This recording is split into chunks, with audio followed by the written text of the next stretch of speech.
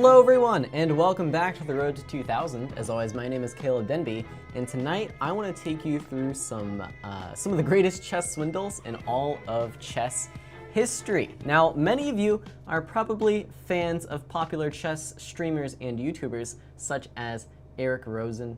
You know, honestly, Eric Rosen is probably all-time best swindler of the popular YouTube and Twitch crowd these days. And he was my inspiration for picking our first game of the show here. So we're going to take a look at this game between Mikhail Chigorin and Carl Schlechter.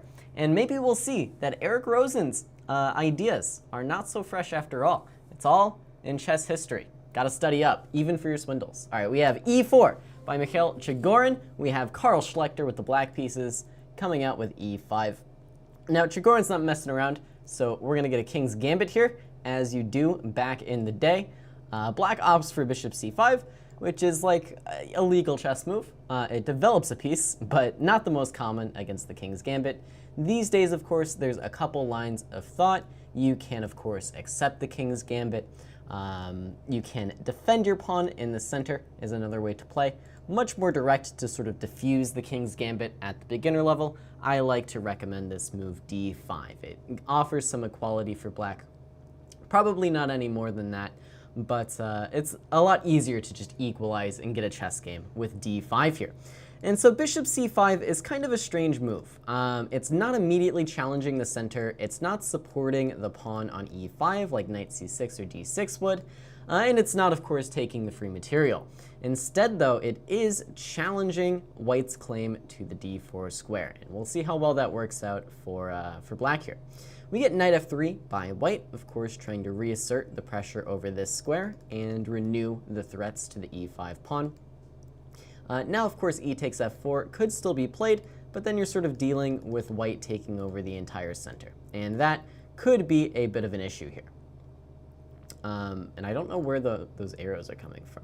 Okay, regardless. So, bishop c5, not the most common. Knight f3, controlling the center. E takes f4, not going to be as good, because you put this bishop on this stupid square. That's why we get d6 by Schlechter, and black is sort of committed to controlling this square at the moment. And that's why the main move here is actually to continue with c3 for white. And white is just planning to continue this rule down the center of the board, and perhaps try and prove that black was mistaken in the placement of this bishop. Instead, though, this game takes a much calmer approach with bishop c4. And going for activity, we get knight f6 by Schlechter, d3, knight c6, knight c3, and we get normal development after a6. And now white makes a very interesting decision. So if there's any king's gambit aficionados in the chat room here, I'm curious what you're thinking would be in this position. So white to move here and sees an interesting opening advantage.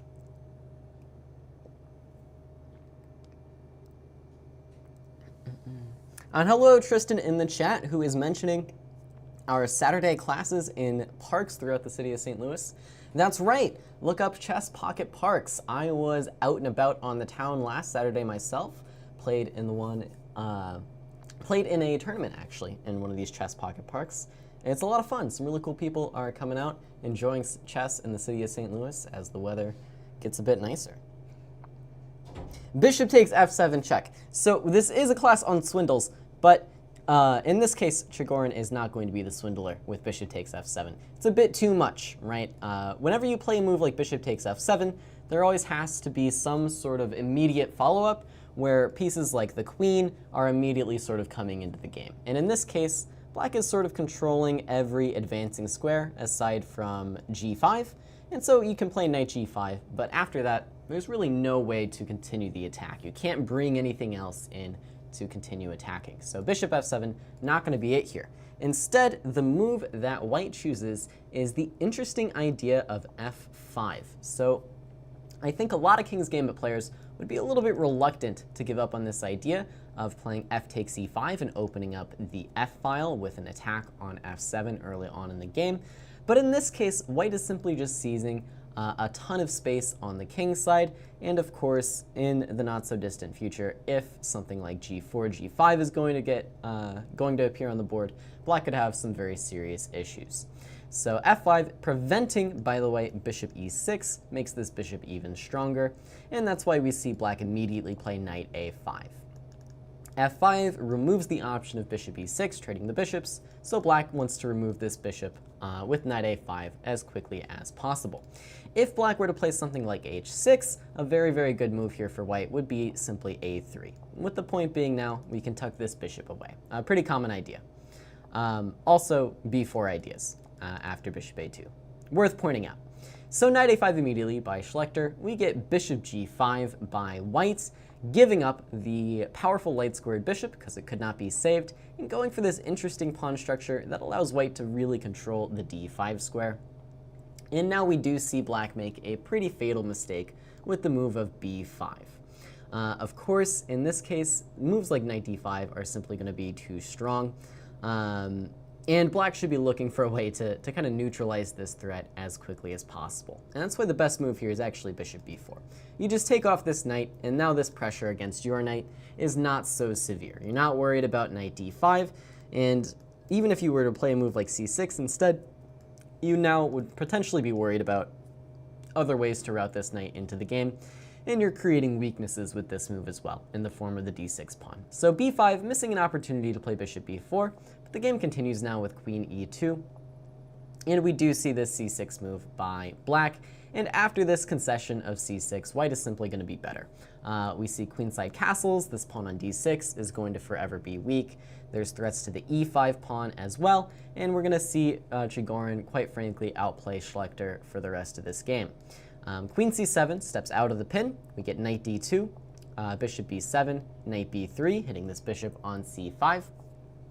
The bishop retreats in this instance, and now simply h4. And the power of this f5 pawn is beginning to be felt, right? It starts with h4, g4, g5 is not really a long shot at this point either. By the way, white can capture on f6 whenever he wants in order to fracture black's pawns. And way too many weaknesses, way too passive of pieces. White has the safer king. What's not to like? Black does castle queenside in this instance. Castling kingside would be a bit too much with these pawns rolling down the board, and we see Chigorin actually lift this rook in order to activate it on the third rank. bc4, queen c4, d5, queen back to e2, and d4. So this is the counterplay in the position for black, sort of storming down the center of the board.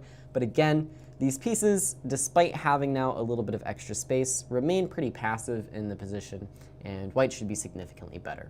We get knight a4, just threatening some of these dark squares, the dark squared bishop as well. We do see c5 with pressure here, but again, white was just waiting for the opportune time to snap on f6. We get gf6, rook e1, king b8, and now boring chess stuff. Chigorin's the best, rook on the open file, rook hg8, how dare you, awful mistake, why would you put a rook on the open file? Of course here, facing the threats of the rook invading and the threats to the c5 pawn, things are just happening on both sides of the board, and black could not keep it together any longer. So rook hg8, of course, the problem is that this rook is a little bit overworked, and after rook g8, we get knight b6, queen b6, knight c5, queen a5, and white is simply up a pawn in this position, along with a pretty stunning attack on the black king. So we get rook d1 by white, just stepping out of the threat. Rook takes g2 is going to be some counterplay for black, but with this super active knight against the very passive bishop and the lack of shelter around the black king, black is in for a very tough time here. So we do see a4 by white. Black tries to hide behind the only shelter left for this king, but it's going to be pretty difficult still to keep it safe. We do see the move, c3 here, followed by queen b6 for black. Of course, if you start playing moves like b takes c, at first glance it looks like you are getting after the white king here, but in reality you are leaving yourself open a little bit to threats of rook d7. And there's actually a winning tactic here right away with the move b4, keeping everything locked down, and then rook d7 is the end of the game. So d takes c unplayable, that's the idea with c3 here. We get queen b6 by white, and then again this powerful b4 move actually just shuts down the attack. There's just no inroads for this queen to get after this white king. And in the meantime, the knight is very well placed on c5. So we do see queen c7, and after cd4, bishop takes e4. Karl Schlechter is out here trying to stay in the game. Of course, this bishop was defending an important pawn, so we get this check, king b8, we get queen b5 check, king a7, rook d2. And now, at this point, Schlechter, I think, understands that he's probably going to be getting checkmated here, so he just trades off the rooks, gives up on any rook c2 ideas, any kind of attack against the white king, and he says, all right, let's try and draw some kind of endgame here. He plays e takes d4, sacrificing a bishop, and now at this point in the game, white is completely winning. Like, of course, how is white not completely winning? Which is why we're going to flip the board and start our swindling class. Okay, enough of that boring chess stuff where Chigorin is just outplaying his opponent with his extra space, with the multiple targets. It's time to start swindling. So, e takes d4, sacrificing a bishop. All according to the plan, because of course now we do have queen f4 check, and queen e3 check to pick the bishop back up, and queen takes e4. Okay. So that being said, we got our piece back. We got ourselves a passed pawn. You know, we're in there with a hope. We're in there with a dream. Unfortunately for us, the dream is not going to be very long-lived. Queen d7 check, king to b8, and now who sees what white should play here? White to move. What should we do?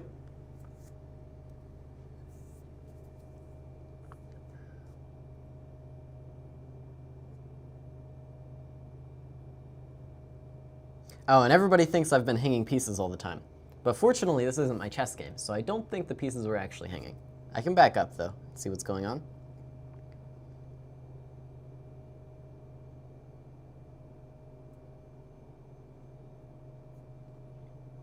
Okay, nobody's falling for the trick. Why is no one falling for the trick? It's a free pawn. You got to take the free pawn. You're supposed to say, look, the pawn on d4 is hanging. Dang. So, of course, what's the problem with taking the free pawn here? Well, this is sort of falling for a pretty nice swindle by Schlechter. All of a sudden, you're going to be getting checked all over the board, and pieces are going to be flying. You might still be winning with white, but are you really going to find all the sheltering moves that you need? You're going to be able to deal with this pawn on f5. Have you calculated the king and pawn endgame after queen b5? These are all very important questions. And the answer is no. You're playing with the white pieces. You're like, this moron just played the worst chess game of all time. I'm not taking on d4. So, nice little idea by Schlechter here to try and, you know, almost bluff his way into keeping white from taking on d4. And so white instead just plays the move king c5, which is, of course, entirely winning, right? These two passed pawns are way too strong compared to the one for black. We do see d3 by Schlechter. I mean, what else are you going to do here with black? You got to push your one asset here down the board. b5 by white is pretty simple. And now the time has come to try and not get checkmated. So we see Schlechter play the move queen b7, dodging checkmates. Now, of course, queen takes is unfortunate for white when the pawn will queen. So instead, white just takes the free pawn. We do see one check. And now a very important move by black. Who sees by far the best practical option here for black? There's only one move.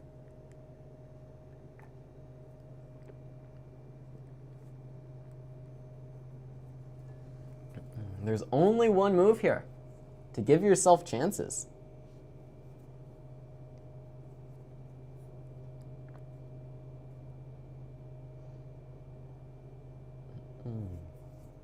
What do we think, chat? What do we think?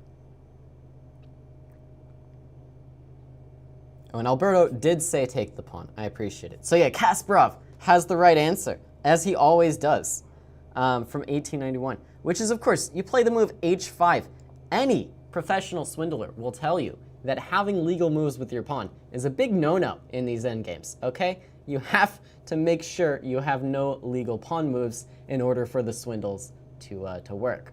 And maybe now the Eric Rosen fans are beginning to understand where the influence is coming from. Maybe not, though. We'll see how it goes. We'll see how it goes. So, queen to d4 is white's attempt here, just slowly but surely improving the queen, getting ready to push the pawns up the board, getting ready to play for checkmate.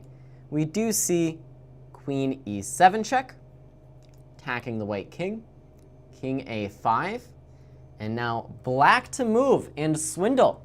Black to move and swindle. I'm not saying that black is surviving this position just yet, but black is potentially coming up with a really good swindle here. So what do we think, chat?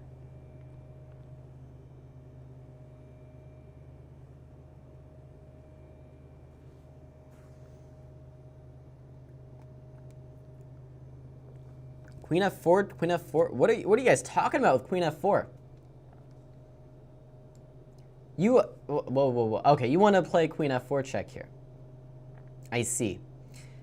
Yeah, I mean, it's legal, right?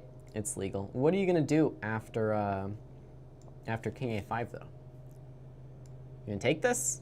I don't think you're going to take this. You get checkmated.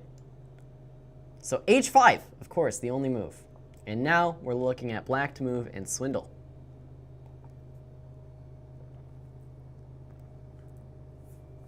Okay, you can't just give me the first move of this one. You have to give me the full swindle. Okay, what are we hoping for with our next move? What are we hoping to achieve?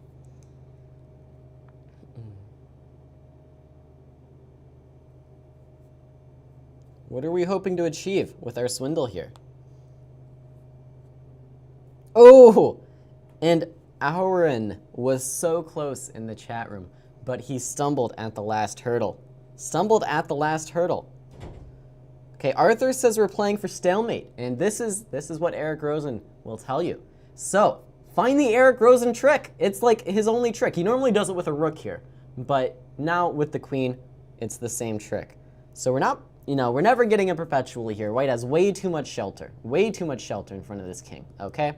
This king is like uncheckable after queen e1, king a6. It just cannot be checked ever again. So we need something better. Need something better here.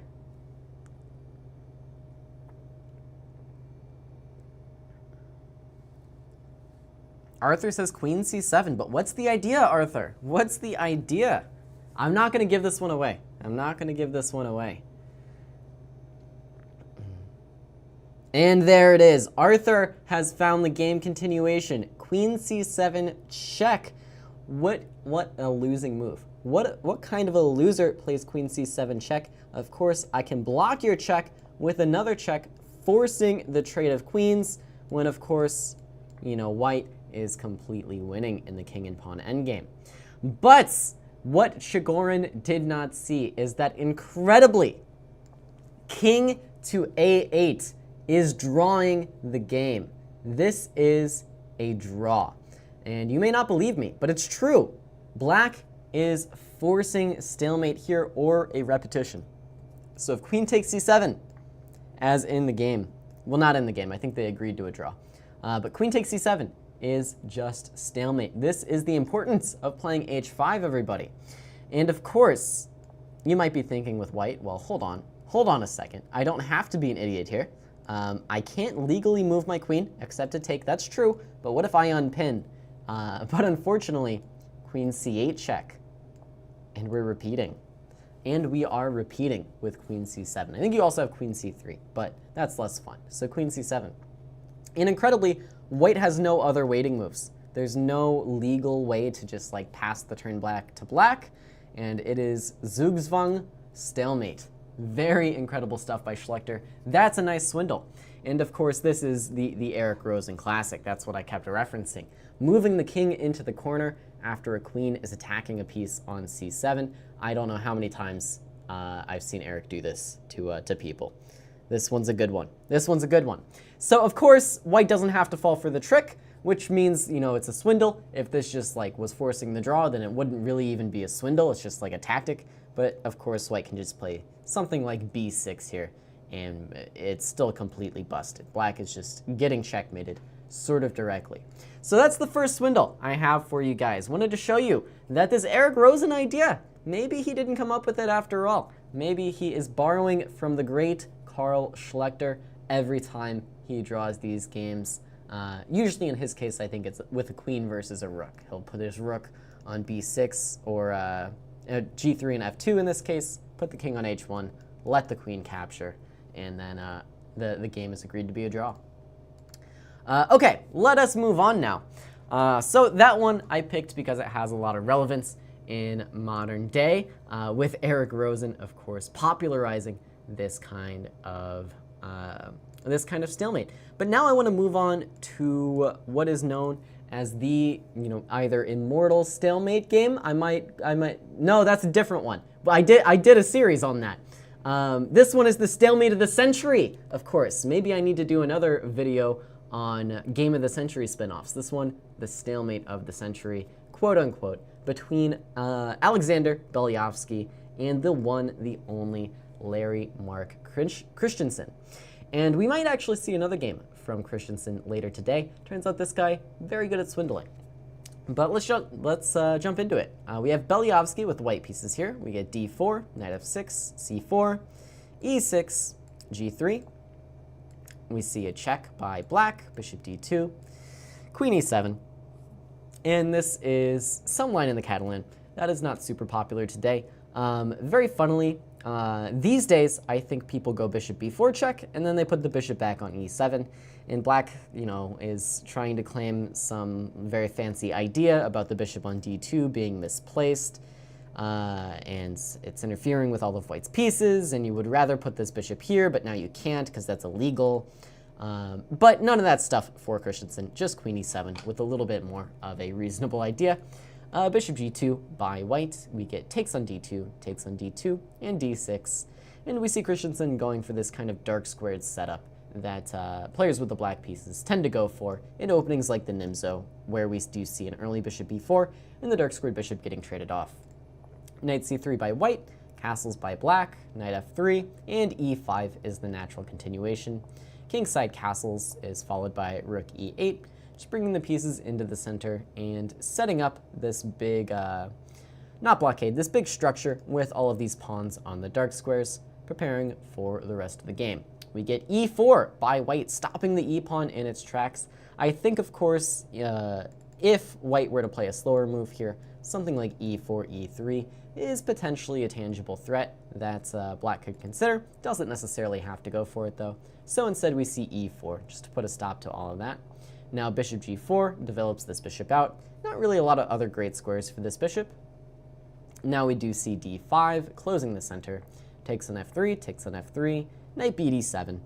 And now we see white, of course, start to outplay black, as tends to happen in these kinds of structures. I'm very biased when it comes to these structures. I think this is the best structure in the world for white, and you can just never lose if you achieve this structure. So the King's Indian just refuted this opening. Obviously bad. This structure is just too good. But how do you continue here? What should the plan be for Beliavsky in this position?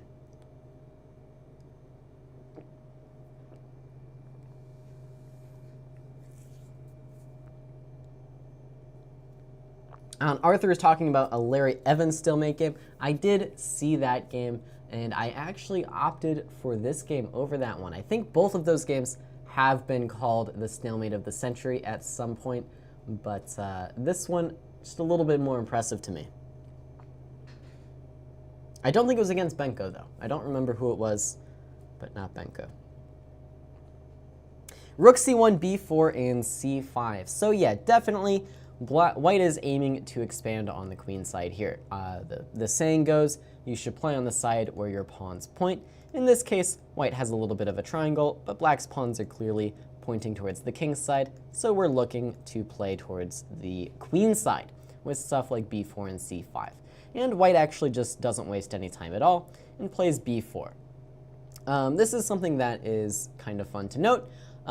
You don't really want to be playing a move like rook b1 or rook a to b1 or rook a to c1 in these positions. And the reason for that is after a move like, let's even say black passes, for example. After a move like b4, if you get met with a5 and a3, you would much rather have a rook sitting on the a file just to help contest this open file.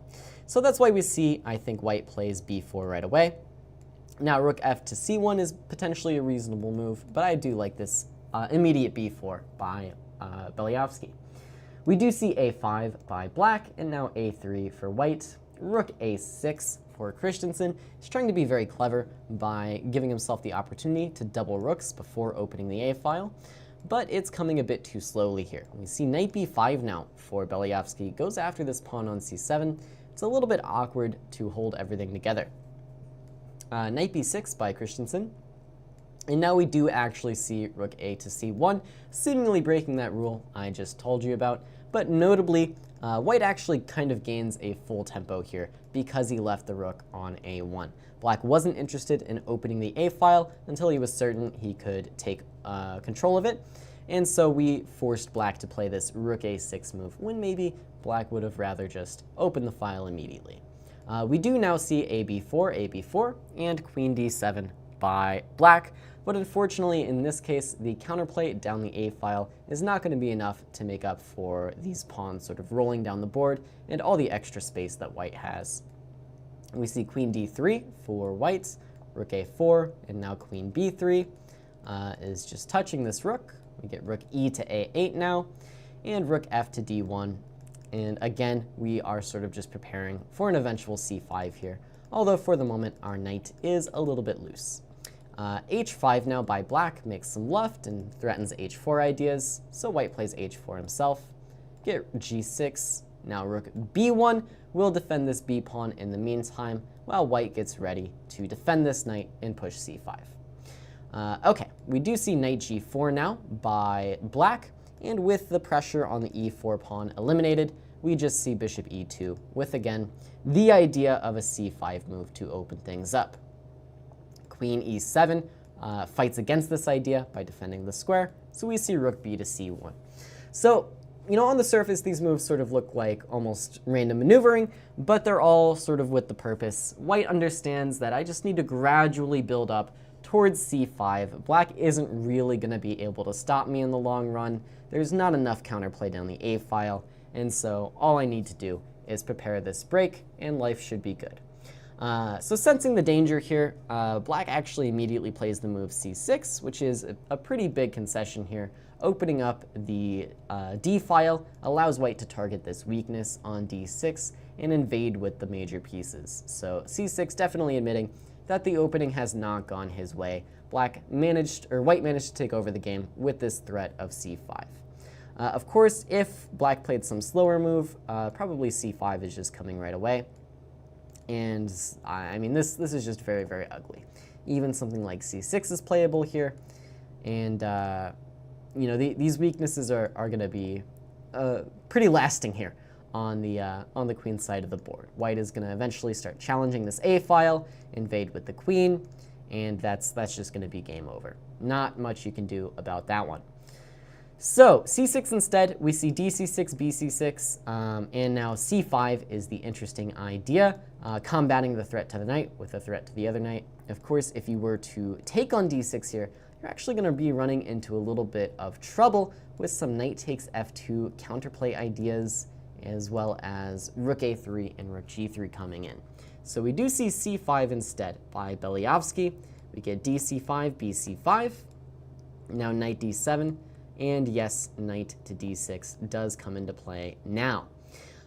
We see knight d to f6 by black, and now white to move here and sort of consolidate the advantage. We did the hard part, we outmaneuvered black and got our c5 breakthrough. Now we have the more active pieces, and we should have sort of a winning tactic here. And then, you know, barring any swindles, the rest should be smooth sailing.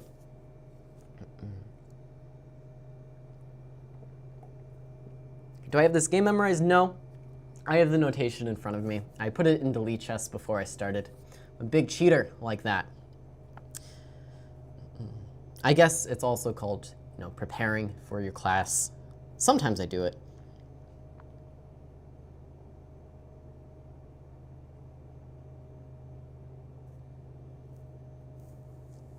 Manny says knight c8.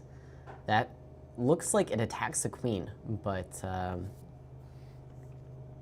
actually it's a kind of interesting move. I guess black has to go to queen f8, but I don't really see a good follow-up here after queen f8. Of course, you can't take the knight because of the rook on a4.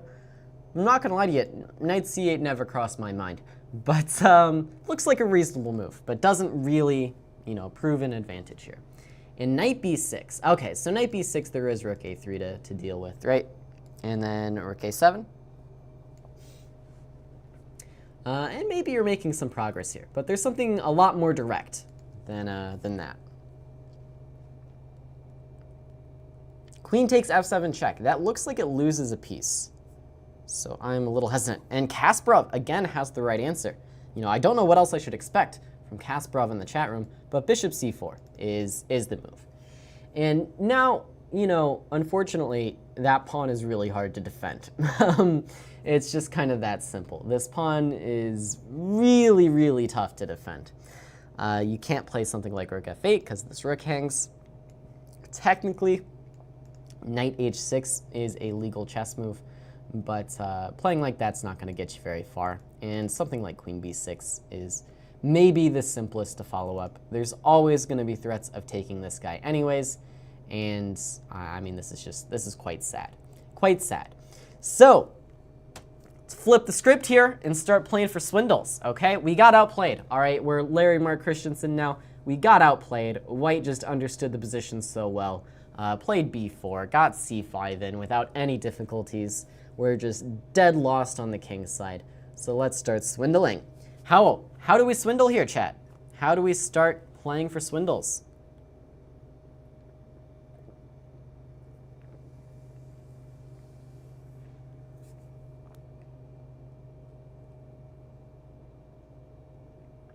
Bring bishop into play and press f7. Yeah, we did it. It was bishop c4. We did it.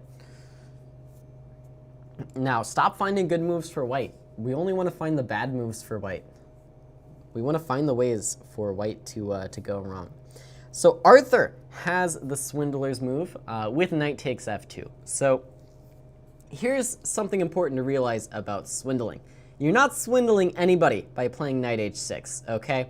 Nobody's getting swindled if you are sort of just shelling up and, waiting for the, just taking all the punches, There's a time and a place for sort of turtling up and just taking the punches and hoping you survive. But, that's not going to make it into the class on swindling. So, when you're swindling, you need something to play for, right? In our previous game, Schlechter was sort of playing for this passed d pawn, trying to make his opponent slip up and try and take an easy path that might be wrong in order just to get rid of the, the one threat remaining, the d pawn. In this case, black doesn't really have any threats in the position. There's not really anything to play for here for black aside from turtling up. That is, unless you're willing to start sacrificing some material. So in order to swindle, we see Christiansen here sacrificing the knight on f2 and going for play against the white king. Let's see how it works out. We get king takes f2 by Beliavsky. You can also throw in this check, but bishop takes f7 isn't going anywhere anyways, so we see white hold off on that for the moment. We get rook a3, and now white does go ahead and capture here. King g7, and now queen to e6. So, how do we continue now with black? It looks like we're in some pretty dire straits here. We just sacrificed our knight, and it appears that our opponent is either checkmating us or trading the queens. And neither of those seem like very appealing options if you are the side down a full piece. So how do we continue? How do we keep the swindles rolling?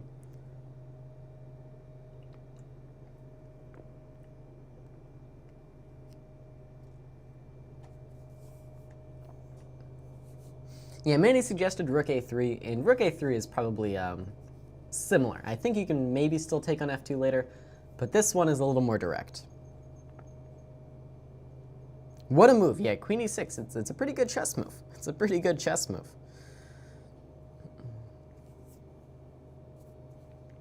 Knight g4, knight g4. Everybody wants knight g4. Knight g4 is actually not going to be the right idea here. And I'll explain why in a moment. But does anybody have any other ideas? Yeah, and Arthur has one other idea that in this case is going to be correct once again. The idea is to go rook a2 check. Now, why is rook a2 check a better try than knight g4? Well, for one, it's a swindle disguised as a swindle, right? So the swindle is that, like, okay, you know, the swindle is black's playing, hoping for something like queen a2, rook a2, bishop a2, and then we go knight g4 and try to check this guy. We have a queen, our opponent doesn't. Maybe, you know, something goes wrong here. We have like knight e3 stuff if the king goes this way, king g1, maybe there's queen a7, and again, some problems for white, right? So that's what we're telling our opponent the swindle is, right? We're saying, oh, okay, I'm trying to swindle you, take my rook. Ah, see? But then the second swindle comes into play after this king moves back, okay? Here's the second swindle. So what was the idea of rook a2? What was the swindle within the swindle?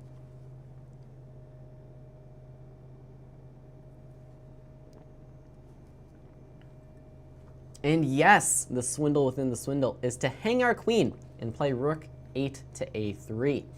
And now all of a sudden things are, you know, a little bit dicey for white here. It's like, wait a second, I thought your queen was attacked.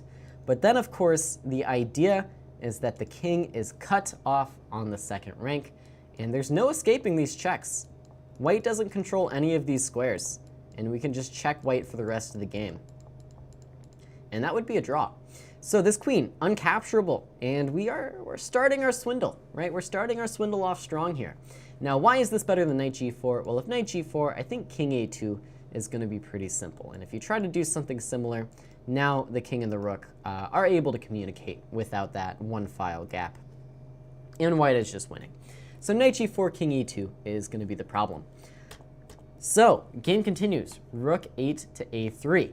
And white's like, okay, hold on. You know, I'm Alexander Beliavsky. I'm not about to take your queen here, okay? All right, I'm not a moron. So we do see knight e8 check instead, which is actually a very powerful move. The point here is that if you play knight takes e8, this is going to be checkmate in 2, which is not ideal. Not ideal. So black keeps the game going here and just plays king to h6. Again, you know, please take my queen. That's fine, just take my queen, I don't care. And white is like, okay, obviously I'm not going to take your queen, and instead I'm going to take your knight on f6, highlighting the fact that after rook takes g3, I have king h1, and boom, I do control one of these squares. And no perpetual check, life goes on as usual. So, this is the game continuation. How do we keep trying to swindle our opponent here? What can we do?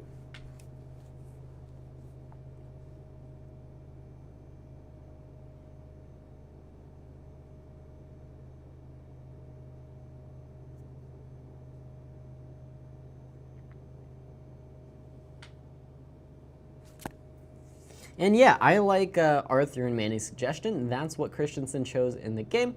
Just take the bishop. Just start taking pieces over here with your uncapturable queen.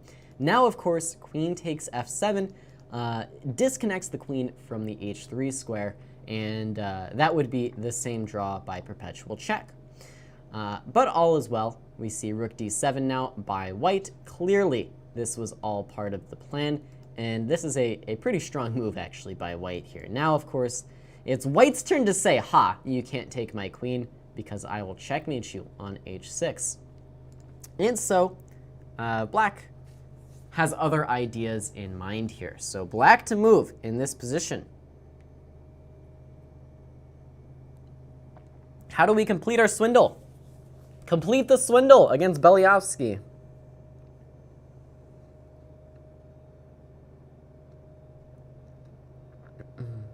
Yeah, rook d7, Oisevonos in the chat room rates rook d7 3 scared face emojis, and I tend to agree.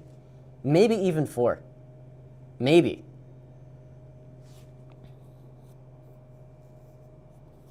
So keep in mind, guys, keep in mind what our swindle is here. Our swindle has been that we want to be able to check the king on all of these squares, and that doesn't really work anymore, right? Like, for one, this rook is moved, and so now this square is controlled, and the white king can run over here. So keep that in mind when you're coming up with swindles now. Keep that in mind.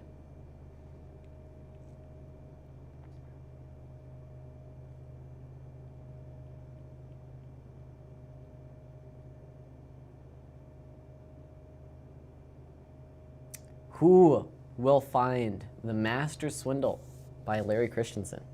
And remember, the best swindles are always sort of disguised as other swindles. Rook h3. The rook is already on a2. I don't understand that one. Arthur doesn't see it. People are saying like one moves, but you got to tell me the idea. Got to tell me the idea if you think you have it. Like, you can't just say rook h2. Tell me what the idea is. Like, rook h2, white has one legal move. White's going to take it. Yeah, Manny says queen f6, there's no perpetual. Rook g to g2, but there's still no perpetual there. There's still no perpetual. White can still run away. Rook g to g2, I think white can just take the queen. And if you start checking again, I'm going to run and hide behind my rook. Queen takes rook. I mean, white just takes it. These aren't swindles. These are just...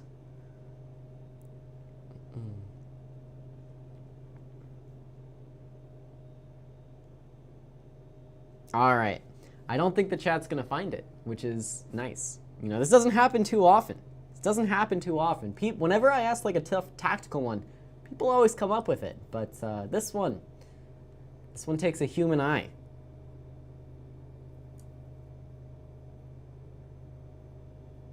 All right, Ahmed says queen takes f6, and he says it like 5 times, but he doesn't tell me the idea.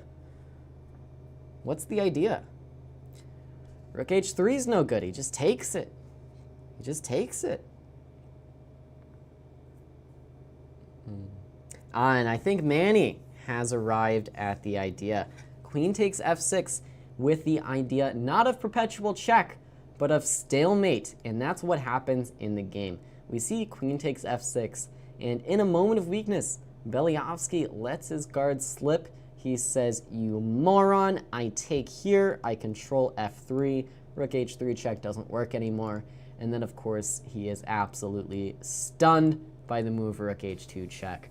And with this stalemating idea, there's simply no way to continue the game. Rook h2, white has one legal move. And now we keep the king pinned to the back row here, and this rook is uncapturable. Pawn pinned to the king, king unable to move, and the king is unable to escape. This is also stalemate. And that is going to be the end of the game with the stalemate of the century. Really impressive swindle here by Christiansen. It really shows you the art of swindling here. He's always disguising his swindles as other swindles. So when you think you've spotted the trick, there's one more trick, another level deep. That is the art of swindling perfected here by Christiansen. Now there is one more swindle I want to show you guys from Larry Christiansen here. And it's actually going to be my favorite type of swindle. Okay, so there's these nice swindles that are like, you know, cute little tricks that the opponent misses, and the next thing you know, you've forced yourself into a stalemate. But nobody likes drawing chess games, okay? You know, you get a little bit of a rush when you're dead lost and you draw. But what's better than being dead lost and getting a draw? Well, it's being dead lost and then winning anyways. And this is probably my favorite example of one of these kinds of games. We have a player by the name of James Burden with the white pieces, who is not a famous name from chess history.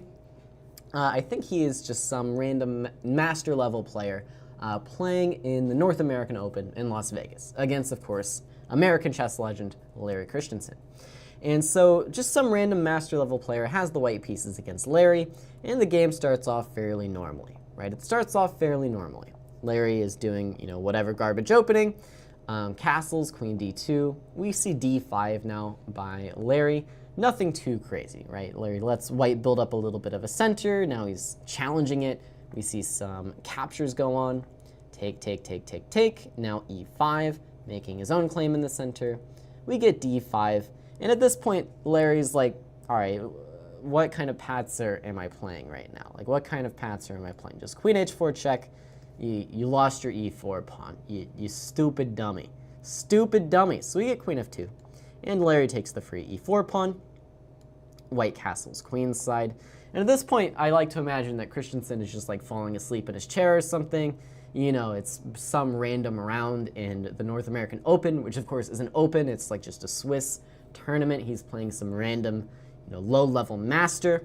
So Larry's just like, whatever, I'll play a5, I'll go checkmate the guy. a3, a4, like I'm up the e4 pawn. This game's just over, right? This game's just over. Bishop g4, you know, whatever, knight e2, knight d7, you know, like whatever. But then there was a bit of a shock on the next turn. So, you know, Larry, falling asleep in his chair or whatever, happened to miss White's next move here. So White to move and get an absolutely crushing winning advantage.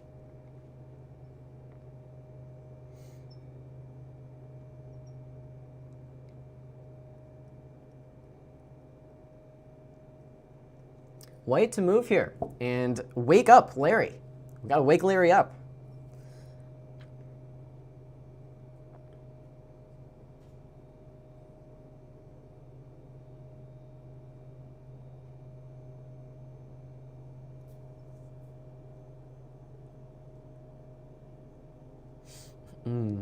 Nobody sees it yet. My goodness. You can do this one, Chad. You can do this one, I promise. It's much easier than the Swindles. No, not d takes c6. Trust me. Trust me. You've got something really good here. Stop looking at, like, pawn captures and stuff, okay? You're playing Larry Christiansen. If you want to win the game, you know, you need something big. You need something big. It's not take c. It's not h3, g4. Come on, guys. Come on, guys. Queen's in the trap. Queen's in the trap on e4. Nobody saw that the queen's in the trap. How could you miss that the queen's in the trap? All right, let's count the legal moves. Can't go to g2, can't go to f3, can't go to e3 or d3 or c2, can't go d4, c4 or b4, can't go to d5, can't go to f4. That means its only safe retreating square is to f5, and the square it's on is not attacked as well. What move attacks both of those squares? Of course, is knight g3. And the queen's trapped. Queen's just entirely trapped here, just in the center of the board. Nothing Larry can do. So, you know, Larry being Larry is like, all right, whatever. So I'll take the bishop and win the game anyways. So queen e3, bishop d1, rook d1. And we've got a rook for the queen. So not too bad, but unfortunately, you know, James Burden might be like a weak master, but he's still a master, right? He knows how to move the chess pieces. So Larry tries to keep things closed here with c5, rather than just let White flood into the position and take over. We see knight e4, b6, now rook f1. Larry just trying to hold things together for the moment. f6 now, again, just tries to keep the white pieces sort of at bay. Queen h3, now we need to play f5 to keep that diagonal closed. Get knight g5, making a threat. Knight f6, this move is check, so we get king h8. Now knight f7 check is unfortunate, and Larry has to start giving back some more material here. So we see rook f7, bishop f7, and now it is actually a knight for the queen. Not ideal, but things are going to get worse before they get better. Trust me here. Things are going to get worse. So we see knight g4 by Larry. And you know, having swindled a few times myself in my own chess career, in this position you're thinking, all right, I might be down a queen, but you're like, I control the center, right? Like, look at all these squares I control. I've got chances. I've got chances. But things are going to get worse, okay? We get king b1. Larry plays knight h6, just like attacking this bishop for no reason. And then knight back to g4. Like what are you going to do here? You know, you kind of have to wait, let White try and do something, and then try and find a trick along the way. We get queen d3, rook d8 now, targets this pawn, d7, e4. And you know what Larry lacks in queens, he makes up for in activity in central control for the moment. Queen d6, and it looks as if like there's just no way we're surviving this one, right? Like the queen is invading, White's queening, doesn't look great. We see bishop e5 by Larry though, queen e7, bishop back to f6. This move is check, so we start running up the board. King h6, h3. And now, unfortunately, this bishop must die as well. So we see knight at e3. Now queen takes f6, hits the rook on d8. So we get rook takes d7. And at this point, Larry's down a queen for 2 pawns. Okay, that's just the material count. No getting around that one. And many of you guys at home are going to start to see many, many wins along the way, which, fair enough, you know, of course Larry should have lost this game being down a queen for 2 pawns. But, you know, what James does, it's sort of understandable, right? He's just trying to, like, play his game. He's probably excited. You know, he's beating Larry Christiansen. Doesn't happen every day. And rather than play a move like rook f4, which is just immediately checkmating black, he played queen e6 instead, just like attacking the rook, defending the bishop, like whatever. You know, he's thinking, I'm up a queen for 2 pawns. Rook d4, though, attacks this guy. We see some more tactics here with rook e1. Now, of course, if knight c4, that would be met by something like pawn to c3 and some complications. So Larry instead does the only natural thing and starts taking more pawns, right? You know, we're not winning the game by like trading off pieces here, like knight c4 running into c3 and stuff, and like our knight's gonna get pinned. We're winning the game by promoting our pawns, right? We gotta make a new queen. We lost our first one. So knight g2. We see rook g1 by James. Now knight f4, queen g8, and e3. Again, the key to any good swindle is, number one, having something to play for. In this case, we're not going to checkmate white with a rook and a knight. So what Larry is playing for here is these extra pawns that he has. He's trying to make them relevant. He's trying to get them down the board in order to beat his opponent here. That being said, James has checkmate on his mind and plays queen f8 check. After king h5, see the move h4, which is sort of a weird idea to try and checkmate, I guess, on the g5 square. Of course, this maybe shouldn't be captured on account of checkmate in 3. So we see rook c4 instead. And this is perhaps, you know, the big practical mistake that James here sort of makes. He's like, all right, I'm just going to checkmate him. I've had enough of this game. But in the process, gives up the bishop. Now it's a knight for the queen, okay? Knight for the queen. Not bad. We see queen back to f6 now, and James probably thinks, like, you know, this idea is just unstoppable. The king comes back to h6. And now, unfortunately, we see James mess up once again. So it's actually just mate, like, immediately with rook to g5 here. Queen f8 is very, very difficult to stop. You can play something like knight e6, I guess. Number one, this could be captured. Number two, this move is actually checkmate. And the game would be over. Instead, though, James plays queen g5, which is sort of very, very strange. The king just steps to g7 now. We see another check. The king steps back. Now, if you're Larry Christiansen, not much reason to not repeat here. Queen takes e3. The e pawn is dead, and it looks like our swindling chances are dying as well. But Larry just keeps playing. No, you just keep playing. Like, why not just keep playing here? So rook e4 in the game. We get queen f2. Now knight h3. Big time fork. Big time fork. Look out. Queen d2 is check. King is a fighting piece, one of the only ones we've got left. So king h5. Rook e1 now. And Larry finally says, okay, I'll take it. I'll take the rook. And we have sort of the last stage of the game now. So Larry, up to this point, has been fighting admirably down the full queen. But at this point, there's no other pieces left on the board. It's literally just a queen for a knight and a couple pawns. Like, surely, white is going to be able to convert this. But we'll see that, you know, Larry just keeps the threats coming. Just plays f4, and it's like, yeah, you know, I'm just going to play f3, f2, f1, and you can't stop me, dude. My knight's just too strong. And apparently, you know, James just kind of falls for it. He plays queen e7, which is just a very weird move. If I'm white here, I'm just bringing the king into the game and making sure that this pawn never promotes. But instead, we get queen e7, and, you know, James is playing for checkmate or something. h6 guards the g5 square to free up the knight a little bit.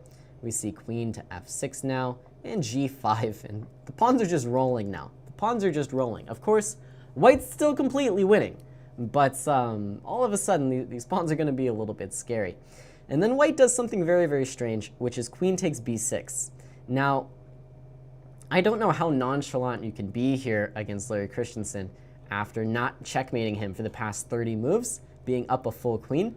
But queen takes b6 is a little bit ambitious. It's a little bit ambitious because now f3 is coming. Right now f3 is coming. The queen on f6 stopped f3. I would have even played something like queen f5 here to stop f3 and stop king g4. But instead we're getting queen takes b6. And now Larry's just pushing. Queen c5 takes off another pawn, but these pawns are coming. These pawns are coming. And now we see queen e3 by white. And believe it or not, after queen e3, the evaluation is sort of a draw here. Like, this is the point of no return for white. Out of nowhere, Larry Christiansen is suddenly drawing this game with a knight versus a queen. It turns out the way to do it was with f2. Larry plays king g3 instead. And now the game keeps going for a bit. We get c4, king g2, c5, f2, and then queen e4 check. And once again, the evaluation goes back down to a draw, seemingly out of nowhere. Probably what white was hoping for was something like king to g1, when there are a number of ways to win with white, but maybe the simplest is to just stop this pawn from queening, and then queening a second pawn, getting a second queen, and having one less pawn to worry about from the black side. Instead, though, Larry finds this really tough move, king h2. And now the problem is that we're not necessarily queening our f pawn, but we're queening our g pawn as well. So now after the similar idea of queen f3, same idea as queen c4, just to stop f1, we are suddenly pushing g4 with tempo. And that's a problem for white. That's a problem. White has to go queen e2 now. Now after g3, things are very, very, very, very scary. So now we're looking at white to move and draw because Larry is going to be winning after the next turn. Believe it or not, the only move that comfortably draws here for white is king to a2, just stepping off of the back rank. And the point now is that after the natural continuation of g2, we're going to play queen e5 check, queen g3, and we're going to be able to take this guy with some perpetuals. So for example, queen f1, we get check, and this king is not going to be able to escape our clutches. But obviously, still not easy for white. Still not easy. Instead, white plays the natural move of c6, but after g2, it's just entirely busted now for white. After something like c7, this would actually be a fork, and black is going to be up a queen. That's why we see queen e5 check, but this also doesn't help. We just make both of our queens, and now unfortunately c8 queen loses to a number of things, including, I guess the simple way is just to go queen c1 and take the newly made queen. White played king to c3, and Larry found the checkmate immediately. With two queens, it's not super hard. So why is this one of my favorite swindles? It looks like, white was winning the entire time until he made a mistake in the end game there by letting the pawn get too far. But this is just the all-time classic swindle. I love playing games like this with black, where you're just down like an insurmountable amount of material, but you just keep playing. You just keep playing, you keep making moves, and then all of a sudden you're in some end game, still down a queen, by the way, but like you've got a passed pawn, and then all of a sudden your passed pawn is two passed pawns, then your two passed pawns are two queens, and then white's in checkmate. I love to see this kind of swindle from Larry Christiansen, and that's my favorite swindle of the night. Let me know which swindle you guys like the best in the comments down below.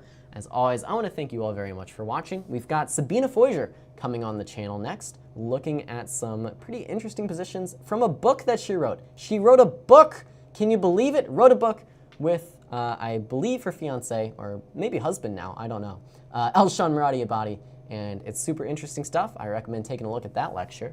But that's it for me here tonight. So as always, my name is Caleb Denby. Thank you for watching, and I will see you guys next time.